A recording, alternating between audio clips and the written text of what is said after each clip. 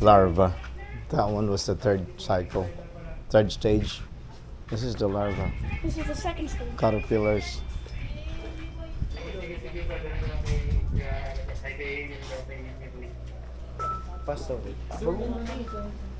Durian. Ah, nga pala. Sige po, dala-dala Durian. po muna tayo. Tongkat ali. Ito po dinala mo na dyan si Bibin. Pinagkaiba ng durian tsaka tongkat ali. Anong tongkat ali? Tongkat ali po isang aphrodisiac. Ha? Aphrodisiac. Ah, saan niya siya? Yung ugat niya po yung pang aphrodisiac. Ah, yung ugat niya. Yung may tea yun dito, di ba? Yung May tea siya na binibigay. for male. For male. Meron. Sama. Then, durian tree is different. Durian tea. Oh. Durian tree. Three. Wala kayong tongkat ali na binibenta? Wala pa po kasi bago pa lang po siya pinapaan. Oo. Ang dami. Meron pa? May balunan. May Dito balunan. na lang po tayo sa harap siguro kasi isang grupo lang din naman po yung kasabay niya. Kain na kayo?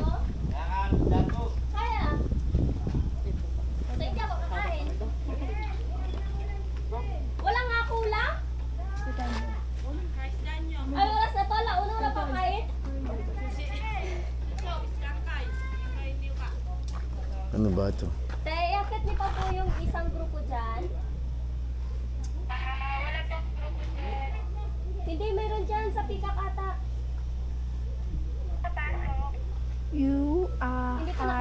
UAI Lama Daga Sana Kaba Sapa Yana Waraha. Sige, antayin ko. Period means So, dito po magkakaroon tayo ng cultural sharing.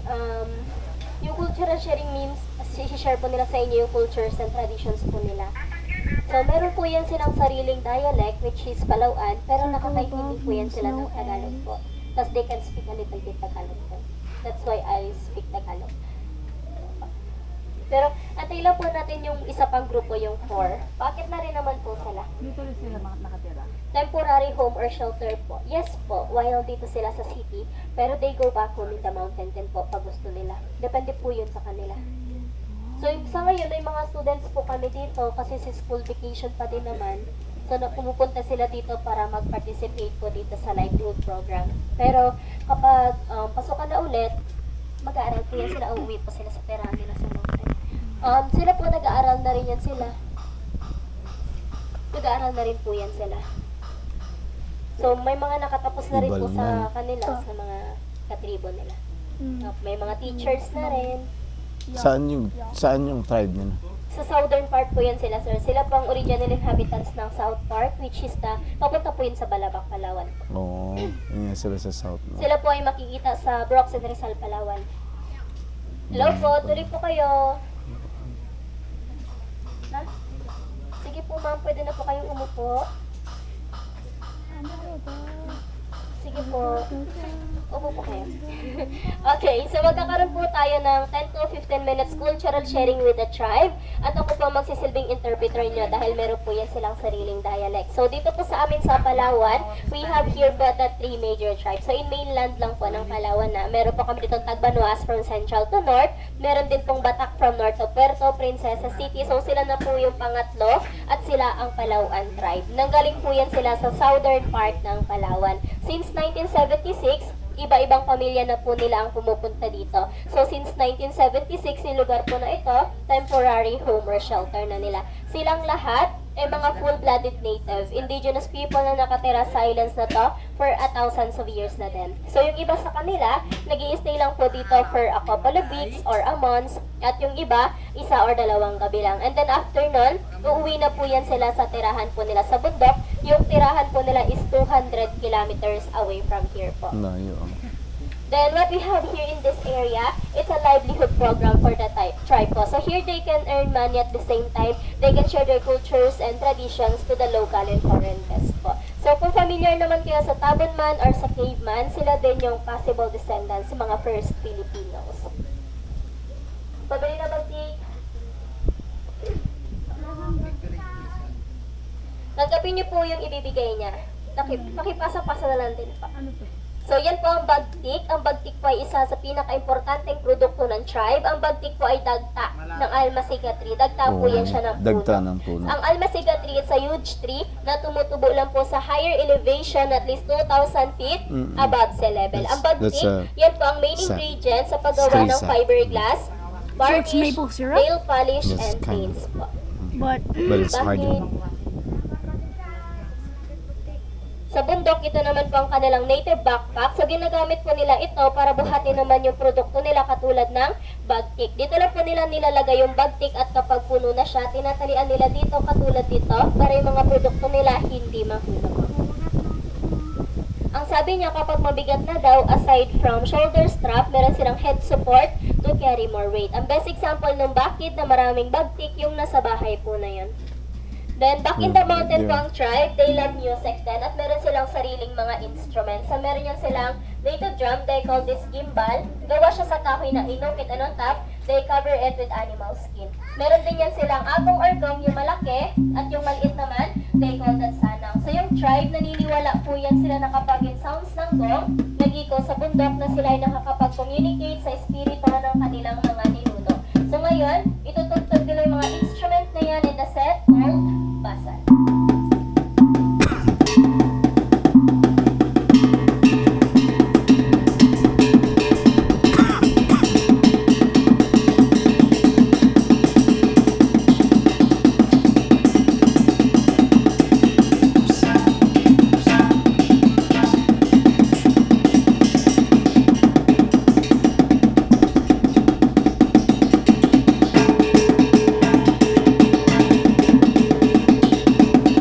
I should have brought my watch so I could record this. And so, Okay, so dito, hindi po sila sumasayaw para mag-entertain ng mga Why didn't bisita you dahil ang bring mga my tribal watch? dances ay rituals at lahat po yun sagrado. So, sumasayaw lang sila kapag merong ritual events, katulad ng weddings, good harvestings, at prayers. So, meron din silang sariling gitara at yung gitara po nila, 2-string lang po yun. Actually, yung gitara na yan is considered as one of the first guitar dito sa atin sa Pilipinas. They call that Kutyapi or Kidlungan. So, ngayon, magtutugtog din po yan sila at yung itutugtog nila ay Bogit Song. Ang ibig sabihin po nun, bird song.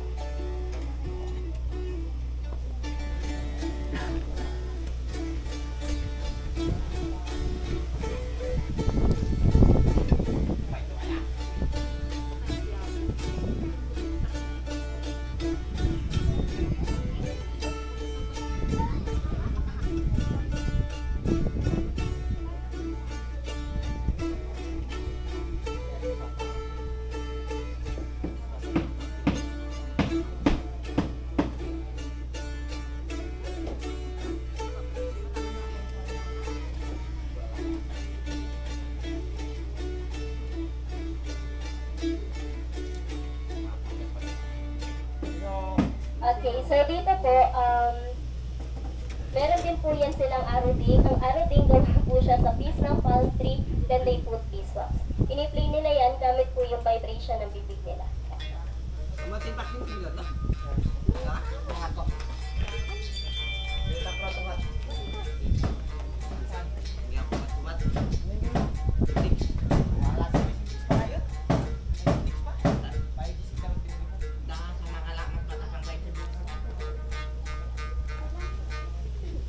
And then, back in the mountain po, ang Palauan tribesmen, hunter-gatherers din sila. Hunting animals po is their source of living at saka part na po ng diet nila yon. So, sa mountain po, usually nagahan sila ng mga ibon. Meron po yun silang ginagamit kung paano po nila tinatawag yung target nila. Meron yan silang small piece of bamboo para po siyang whistle. And they call that one, Tapyasman.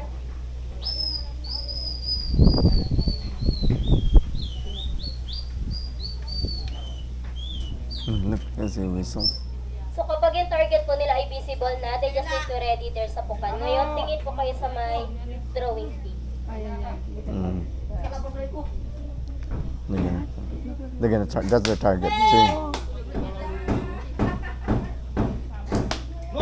No, patay. Ang galing, oh. Target, that's their target. Okay.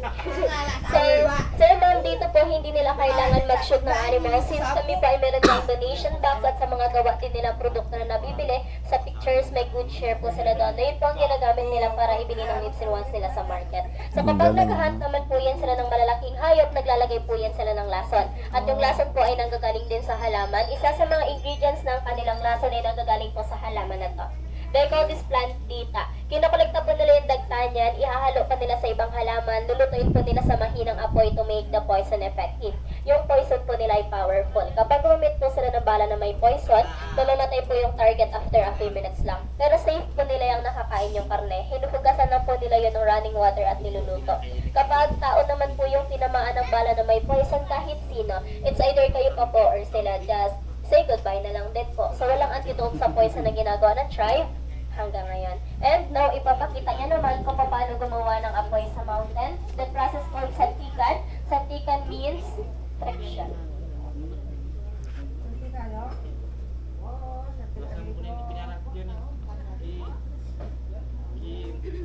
Kaya Mario, Lucy, merah po. Pembulpit. Dan siya sige lang. So kapag ang usok po ay visible na, kailangan niyang i-transfer yan sa dry grass, tapos iihipan niya po yan hanggang makagawa siya ng mas malaking apoy. Sa mountain usually, that's their own and fastest way, at hanggang ngayon, ginagamit po nila yung way yan. Sir, ma'am, even though the kids of the tribe, they know how to make fire na, how to hunt animals, part ng training nila for their survival in the mountain. Then sa mountain po, wala silang posporo or lighter. Magkakaroon man po sila kapag bumababa lang po sila sa lowlands. So, usually, lalo na kapag yun sa highlands nakatira, ang ginagamit talaga nila is yung process po na yan. So, sa process po na yan, ang kalaban po nila ay hangin at the same time kapag nabasa po ng ulan. So, ang materials po na ginagamit nila ay piece of metal. So, ang piece of metal, hindi po siya ordinary metal. So, may process din po yun. Ang galing. Parang sa paggawa po ng itak. Ganun. Then, Nice. meron po silang flintstone or buhay na bato. Makikita nyo po ang flintstone around their village. Mas That's marami nice. po sa ilog. At meron silang native cotton. Ang native cotton naman po, sila lang yung gumagawa nun. Gawa po siya sa wild palm tree.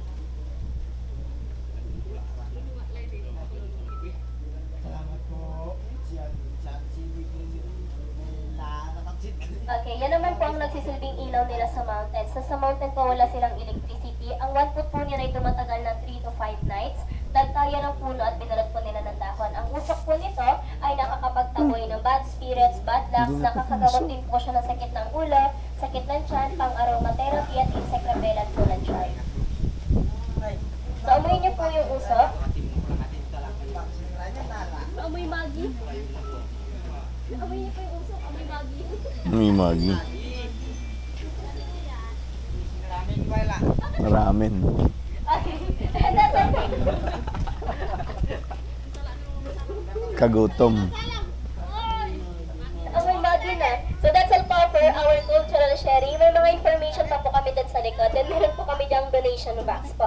Later pa din po kayo mag-drop by doon sa may shop if you have more time po. Then sa garden may another shop po kami. Kung gusto niyo pong bumili ng native torch nila, doon niyo po yun makikita sa souvenir shop po sa baba. Then kung coffee lover naman po kayo, pwede kayo mag-try and purchase ng Cebet Coffee. Nanggaling po siya sa yun Cooks pala na yun. Cebet Cat. So ngayon po, Ayun pa yung bibigyan ko Cebet. kayo ng time to Yung take dinadala picture ni na sa Kuya. kanila. Pwede niyo pong hawakan yung alaga nilang python.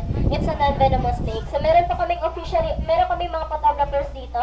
So nandito po si Miboy at saka si Yung pala yung Cebet Number. Coffee. Silang dalawa po ay full-blooded part of the tribe then. Sa part po yan sila ng livelihood program na ito. Pwede na po kayo mag-picture. Group by group na lang po ang pag-take ninyo ng picture. Gusto niyo po mauna mag-picture sa snake? Wala naman po. Free shots lang po yan and yung copy optional po. Depende na po sa inyo kung bibilhin niyo or hindi. Depende po kung magugustuhan niyo o hindi. Guys, that's how I